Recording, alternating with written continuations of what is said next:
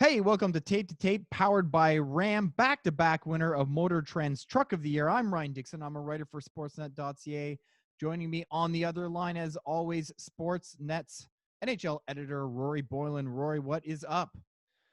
Getting through these playoffs and also starting to move towards offseason, which is Yes. going to be fascinating for a lot of reasons, right? Like some good free agents, not a lot of room to re-sign on the teams, a lot of trade candidates, a goalie market that's going to be insane. And all of this is going to be really compressed if we're talking about a draft that's going to be held midweek in early October, followed by free agency probably 2 or 3 days after that's done.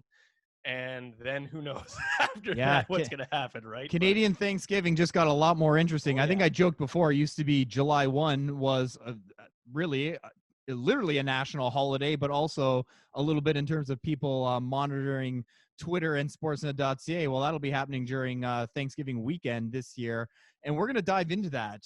That's what we want to talk about on this block, because as you said, the offseason's really only about 3 weeks away here as we're coming down the stretch. We're, of course, going to talk a little bit about the Final Four in the NHL playoffs, but what we really want to get to in this pod is a story that you have up on .ca today. 25 trade candidates, guys whose names, if you haven't heard already, you are probably going to hear at least mentioned as we move into this interesting offseason. And I'll go back to that. As you said, I mean, yes, on one hand, it is going to be compressed. Now, on the other hand, it might also be really long when it comes down to it, because we don't know when the 2020-2021 season will start, but it could certainly get hairy fast. And I mean, we've already seen deals of significance with Kasperi Kapanen going to Pittsburgh, the Canadians making a strong move to get Jake Allen already. But you put together this list. Folks can read up at sportsnet.ca. We're not going to go through every guy, but I have some guys I want to bring up. I have some guys that aren't on the list that I want to throw at you. Why don't you tell me, though, some of the more interesting ones that you thought about as you were putting this list together? Well, okay. I mean, let's just mention the obvious ones and not get too deep into them. Freddie Andersen, Johnny Gaudreau. I think we've talked about those on the podcast. Like big names. It would be really interesting to see what happens, if anything, with either of them. But I don't want to get too far into that because I think we've touched on them. I'll circle back to Andersen. We'll leave Gaudreau alone. Yeah, okay, sure. I think some of the more interesting ones could come out of Arizona. It's kind of shocking when you see that they only have a little over $1 million in salary cap room against next year's $81.5 million cap. Still hoping to re-sign Taylor Hall, although I would be surprised if he doesn't end up somewhere else. But you've kind of like they're caught, right? Like you want to keep moving this thing forward and try and make some progress as a playoff team, even though they might not have been if they finished the 82-game season. But also they've just been heavily fined in draft picks for the player testing violations that they did. So they're going to be without a first round pick. So maybe they're going to want to recoup some of those assets to make sure that they're going to be able to keep costs low and keep a competitive team on the ice in the years to come. And they're going to need to shave some salary down. So the names that have popped up are Oliver Ekman-Larsson, came up on a Saturday night headlines segment with Elliot Friedman and Chris Johnston a couple of weeks ago. I mean, that guy's a top pair defenseman for almost every team in the league. Anybody would want him. And only 29 still. He's going to be a good defenseman for a while. Signed long term. So you're getting some, even though it's a big contract, you'll have the certainty that you've got this guy for the long term if you do make that move. And the other one that started to come up is their goalie, Darcy Kuemper, who, it was a little surprising when they got him from the LA Kings, and he wasn't really proven as for sure number one at that point. And he's got some injury risk to him, definitely. But when he's been playing, he's been elite. And I had asked Andrew Berkshire, our analytics writer, to kind of look at this a couple of months ago at this point. Is it Kuemper that is good, or is it the system in front of him that makes him good? And the conclusion was, ultimately, it's a little bit of both, but it's more Kuemper. It's more this guy. So you might find that he can go somewhere else and be somebody else's number one. And again, this is going to be such a wild goalie market, but this guy makes $4.5 million for another 2 years. It's a fresh contract. So it's not even that big of a cap hit to bring him in, and he could be one of those elite starters. So if you're able to get somebody like him, like if Toronto was able to replace Freddie Andersen with a guy like that, or if Vancouver can't re-sign Jacob Markstrom and they bring in a Kuemper and that's who they replace him with, I mean, he could be a guy that, if he stays healthy, takes a run at the Vezina. So those are two names that jump off the page at me, but it doesn't even end there on Arizona. Nick Hjalmarsson has been, beloved around the league for his defensive shutdown ways in Arizona, even going back to Chicago. Remember, San Jose gave him an offer sheet when he was there. I forgot about that till you wrote about it. I was like, yeah, that's right. That happened. Yeah. And he's a little older now, but he can still log a lot of minutes and be a middle of the lineup, second pair kind of guy, shorthanded minutes.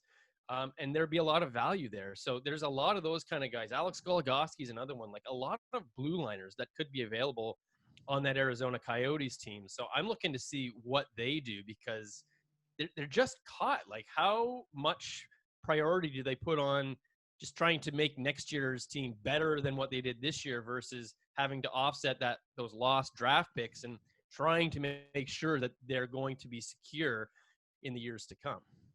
All right, let's put a bow on the goalie talk, because it's come up a couple times that we expect it to be a bit of a zany market, and we'll definitely talk about the UFA market in an upcoming pod before that insanity hits. But I'll get my Freddie Andersen thought out of the way. And I've been a guy who's come down a little more on the side of, if the Leafs can trade one of their big boys, which realistically is Nylander, maybe Marner, for that defenseman that would really help them, I don't blindly say, no, you can't trade those guys. I've been on the, in the camp of, you really need to explore that.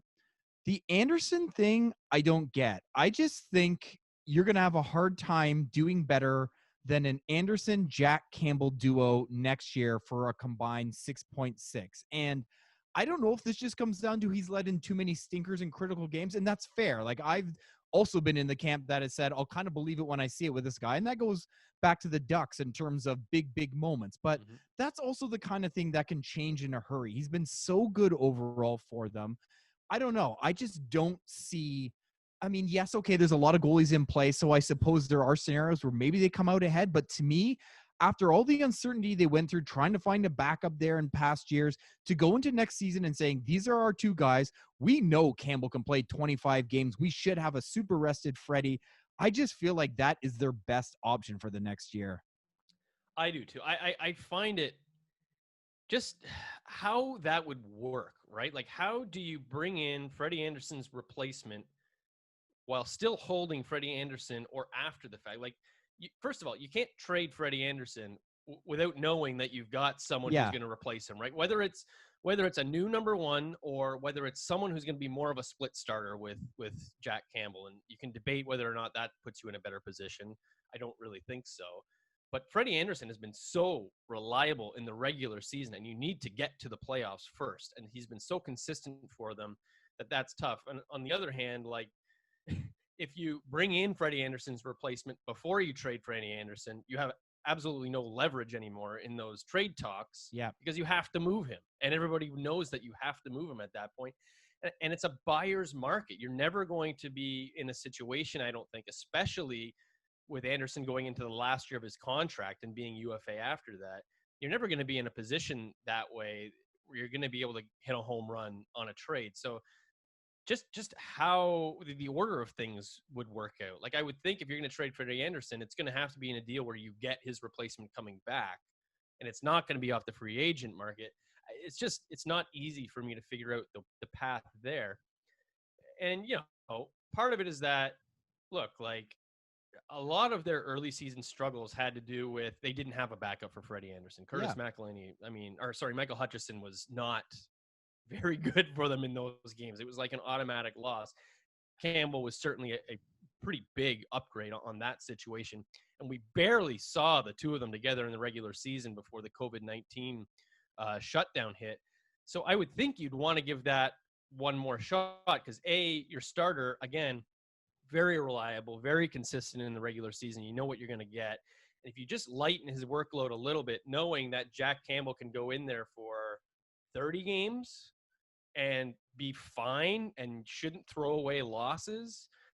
And then you have a rested Freddie Andersen who hasn't had to be off for 4 months for the playoffs again. That to me is the smoothest way that you can get next year, and the most reliable. Any trade for Freddie Andersen comes with massive risk that I just don't see this team being able to make right now. It's funny. I'm listening to all the NFL podcasts right now as that season gets underway, and everyone's talking about all because there's no training camp. They're going to thrive are the ones that have continuity. We might be talking about hockey about that next year as we try and figure out when the heck is this going to happen? What's it going to look like? Like, does that feel like the time to be like, and on top of everything, let's throw in a new number one? You know, Freddie Andersen has been part of that team since they turned around. He's super tight with Austin Matthews and I'm sure other guys on the team. I don't know. It just feels like there's too much continuity there. I have to ask about Marc-Andre Fleury as well. It's just crazy that it's come to this, but 2 years left at $7 million. So it is a big ticket, but I look around and Carolina jumps out at me as a team that could maybe use a goalie like him. What do you think? How will this play out with a guy who is very accomplished, who is beloved by teammates, has had, a ton of success, but just keeps kind of finding himself on the outside looking in? Well, first of all, for him to be on the trade market, Robin Lehner's got to sign that deal for his extension first, That's right? Step one. 100%. And until that happens, Marc-Andre Fleury is not really a trade candidate. They're going to need a goalie. They don't have anybody else in the system to be the backup either. So they need to take care of that business first. But assuming Lehner does re-sign, I kind of think that if Vegas is going to trade Fleury, they're going to have to retain some of that salary, like at least $2 million, right? I don't think anybody is taking Marc-Andre Fleury for $7 million in 2 more years when he's clearly been in decline for the last couple of seasons here. I don't see him as any more than a split starter right now. And then if you have some retained salary, depending on how much it is, like maybe Pittsburgh becomes a fit again. If they're going to move out one of their other goalies, right? Maybe if Dallas loses Anton Khudobin, they become a bit of a fit, although they don't have a ton of cap room either. So maybe you have to retain a little bit more salary on that. It's not obvious. Like Calgary could be a fit. Edmonton could be a fit. Like all these teams, like there's all these teams that need goalies. It's just a matter of how much are you willing to pay Marc-Andre Fleury. But it's not going to be going to a contender that is going to lean on him for 55 to 60 games anymore. That's gone past. There's no way that Vegas is going to come out of this as a winner. They're going to get what they can for him if they trade him. And it's just shocking how it's ended, right? Yeah. Like from the day he arrived there, he was the smiling face of the Vegas Golden Knights franchise. He's been in local commercials like that. That's who everybody identifies with the Golden Knights is Marc-Andre Fleury. And then he was awesome in that playoff run where they went to the Stanley Cup final in that first season. Wasn't so great in the final, but was like historically great in those first 3 rounds. And now he's been replaced. You got a new coach. He just hasn't been the same Marc-Andre Fleury. Robin Lehner's been outstanding. And so you have to go with the other goalie. And Fleury's just, that's just the business. It's shocking how it's come to an end here, but it would be hard to see, especially after Alan Walsh's social media post there, right, too, where it was that stabbing in the back. Like, it just doesn't seem like a relationship that can keep going if Lehner is going to stay there next year, because Lehner is a number 1 goalie. It's going to be messy. It's not going to be easy for anybody. It's not going to be easy for Vegas to get back what they would like. It's not going to be easy for Fleury to go into another situation where he's going to be less used than he mostly has been through his career. But as long as Lehner signs, I think they've got to trade him. I think there's no way that you go through with these 2 same goalies in your crease next year. So this isn't nearly as shocking how it's played out, but I mean, Max Domi comes to the Canadiens in a 1-for-1 2 years ago when they have no centers. They have Philip Deneau, who at that point is really looking like maybe a good 3rd-line center, smart player, but hasn't shown a ton offensively. And Domi comes in the year after they tried to put Jonathan Drouin in the middle as the shiny new toy, and it's an unmitigated disaster. They're trying everything to fill this hole. And lo and behold, boom, Domi was just a great fit there. And it looked like a match made in heaven. He loved it. It reminded me very much of PK Subban, a Toronto guy who just loved playing in Montreal. And you could see him spending a decade there. And lo and behold, here we are after year 2 with the Canadiens. You kind of look at the lineup and you think, as long as they believe he's a center or that he's best suited there, which Claude Julien has said, there kind of isn't room for him. And now he's an RFA. He hasn't requested a trade or anything, as we know, but he has switched agents. There's been a ton of chatter that he could move. And as someone who watches a lot of Habs games, I am curious what the perception of him is around the league. Do people think he can step in and be a number 2 guy, or is he maybe not quite suited to that role? Bottom line, in a top 9 league, I think you have to believe he can play behind your number 1, whether it's a 2 or 3. But I'll be very interested to see what becomes of this situation. Another guy who's on your list is Josh Anderson of Columbus, and our man Eric Engels has floated that one for one before. As you know, Carolina, Columbus after Dubois could use some help up the middle. The Canadians want size and skill on the wings. I that one feels like there might be something there. The other team too that I keep thinking, and it's certainly I'm not the first to suggest this, but is there a fit in Winnipeg where he was born, where his dad played, where after Mark Scheifele, they could use some help down the middle? But what do you think is the perception of Domi, and do you think 2 years after he came to Montreal, he really could be on the move again? I mean, yeah, he could be on the move again for sure. There's just so much more organizational depth in Montreal now than we thought there was. Yeah. They got so much coming. It's hard to know without seeing the new contract. Like, what is he going to want? What is that deal going to look like? Well, you know what? This is what I would say. If you really like Max Domi, now's the time to get him on a 5-year deal. That's probably pretty tasty for the team. You know, he doesn't have a ton of leverage. And if you believe in the player, this is a case where you go after this 25-year-old guy and say, we'll give you 5 years, and it'll probably be a pretty sweet annual hit. You have to believe in him, and you can't be wrong.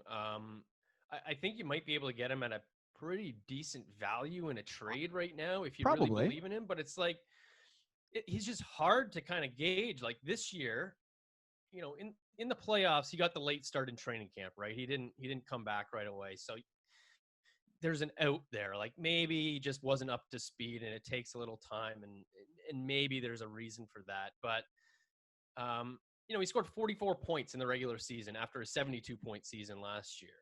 In Arizona, he started really well, and then he kind of took a step back. So it's hard to really know what Domi is. I think he's a number 2 center. But, I mean, tell me if I'm wrong. I think there were long stretches this year where he looked more like a number 3 center. So he might be in between those, right? And then it comes down to how badly do you need a number 2 center? Winnipeg, to your point, like they've been searching for that number 2 center for a while. They've had to make a couple of deadline deal moves to bring in a number 2 center, and then they've left at the end of that season. So Domi could be a fit there, but how much are you willing to trade for a guy who might actually be a number 3 and doesn't impact you as much as you would like in that number 2 slot? He's really hard to get a handle on. I wouldn't want to pay up for him betting on him being a number 2, but if I can get him a little bit cheaper and he turns out as a number 2, I mean, that's where you hit the home run. Montreal doesn't seem to need him anymore, but they also don't have to trade him away right now because they've got control over him. He's 25, so you've got a couple more years until he's UFA eligible. It's just the cap, right? And Montreal has a lot of cap too, so they're not really forced into doing anything, which kind of makes me think he's going to be back next year. I don't know if there's anybody who's going to pay up enough to make Marc Bergevin feel he's got to move him.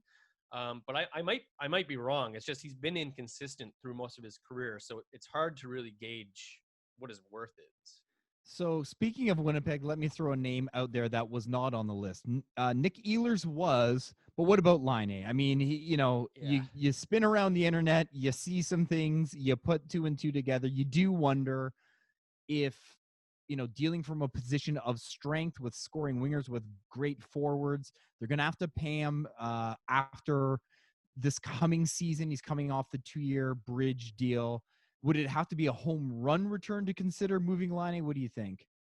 Yeah, I think so. I mean, the guy could be one of the absolute best goal scorers in the league. And I don't think you're trying to give away those guys for less than a huge return.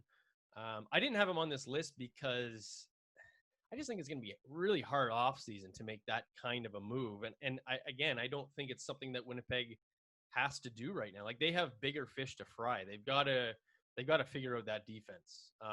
There is clearly an open window here for this team to run through, to take a couple of runs at the Stanley Cup if just they can improve that top four blue line. So I wouldn't be looking at making huge changes like Line A. Even Ehlers is one that's I'm a little iffy on, because it still feels to me like Ehlers has another level to get to as a point He feels producer. like he's going to wind up being a 35 to 40 guy, not a 25 to 30 guy. Exactly. I don't think he's going to settle in as a mid-20s goal scorer. He could go 10 more than that, 15 more than that. So I'm a little iffy on how comfortable I would be trading him.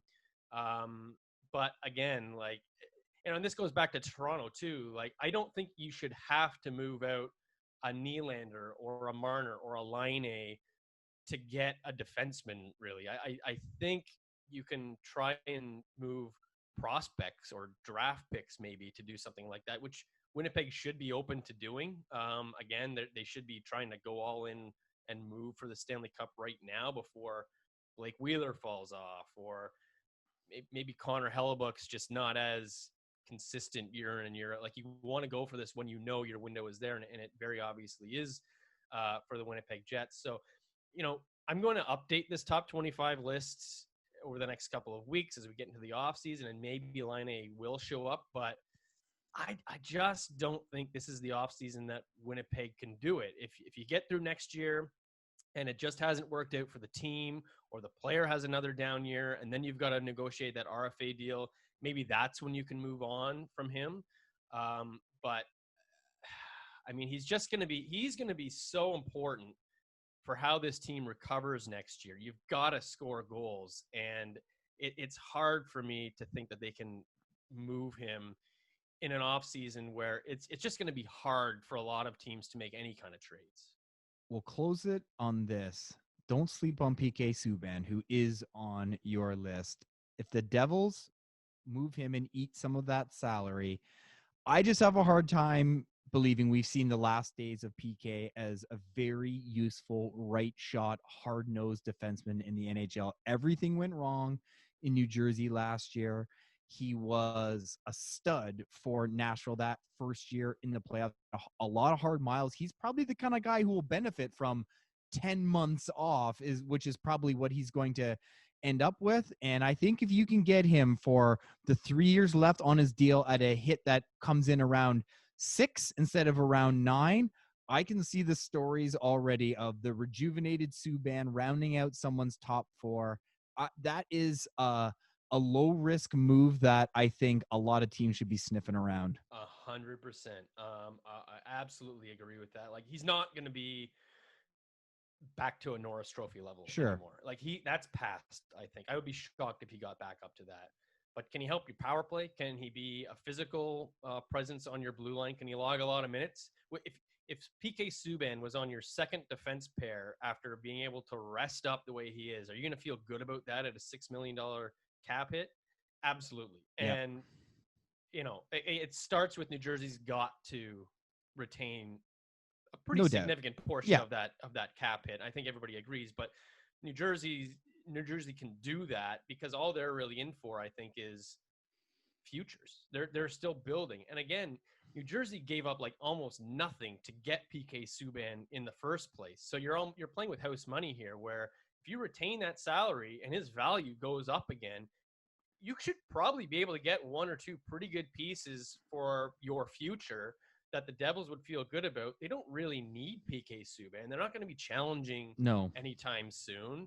He's just an asset for them right now. And I think that they've got to use that this year. You're not going to, it's not going to be a trade for in his prime PK Subban. It's not going to be 2 first-round picks and a prospect or something like that. But again, the retained salary, if you can get a first, if you can get a good prospect back for PK Subban, I think there's a lot of teams that would jump all over that with the chance that Subban comes back to some level of significance which I would not be surprised at all because he's always been a minute eater.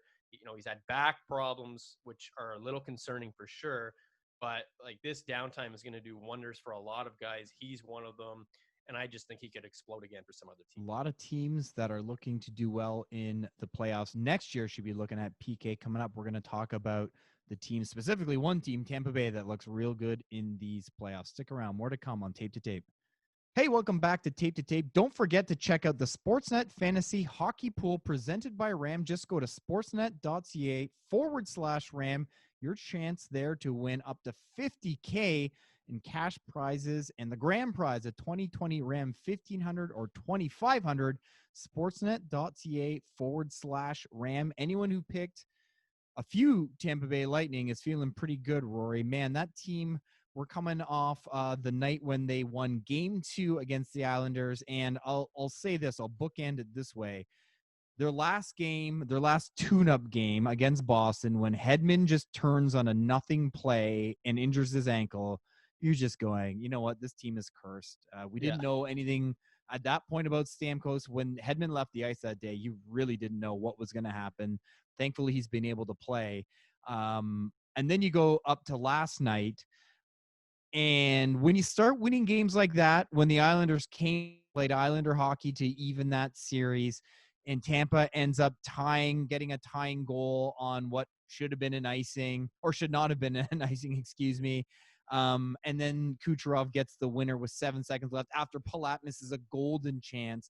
The Islanders did everything right and still came out with an L. Now they're down in an 0-2 hole. It's just hard to fight the feeling that it might be Tampa's year. That said, Braden Point, certainly the clubhouse leader for the Conn Smythe, exited the game, and as of yet, we don't know what his status is. Hopefully, he's okay and is good to go. Yeah, that game too, that was the game the Islanders should have won. Yeah, really. Like that's the game that team has to win to make this a series. Yes, they controlled it. I mean, Tampa had 10 shots through the first 2 periods and then put 11 on net in the third. That's the way the Islanders want them to play. And they had total control of that game. Game 1 was like a scheduled loss, right? You got fresh Tampa Bay. Everybody's traveled across from Toronto to Edmonton. Tampa's had roughly a week off, and the Islanders are just coming off a tough Game 7 series. So you can kind of get past that 8-2 loss and say, okay, that's not really a measure of who the Islanders are. This game was. And it was a defensive breakdown that cost them the game, which is maybe the most shocking thing of all. Justin Bourne did a systems analyst piece for Sportsnet.ca today that kind of looked at that last goal and like what actually happened, what went wrong for them. And it was just a couple of little missed assignments here and there. And the big one was Andrew Ladd missing a guy in front. And that's the guy who was inserted into the lineup and put on the ice at a big moment too, where you're trying to score a goal. And so, some of those decisions, that decision on who was on the ice is being questioned, but Barry Trotz, I don't really think it's fair to question him at this point. You don't know what's going on the bench. You don't know what factors are at play there. And the guy's got a great history, obviously. So I think he knows what he's doing, but it was shocking to see that it was a defensive breakdown at a crucial moment that lost the game for the New York Islanders. That's their bread and butter. So now you've somehow got to shut down this Tampa Bay team just like that and win 4 of the next 5. I just don't see how that's doable for the Islanders. It was already hard to see a path for them to get through Tampa Bay. Now it's nearly impossible. Those are the games, last year when Tampa got swept by Columbus, there was just no pushback. You've seen a lot of that kind of pushback from this year's Tampa Bay Lightning. Last night's game was just the latest example. There's a lot of character in that room. They've clearly grown and are better at dealing with adversity and the pressure in these playoffs than they were last year. And they've done it all with Steven Stamkos. It's just absolutely incredible. They're still my Stanley Cup pick. They're looking like that Stanley Cup pick.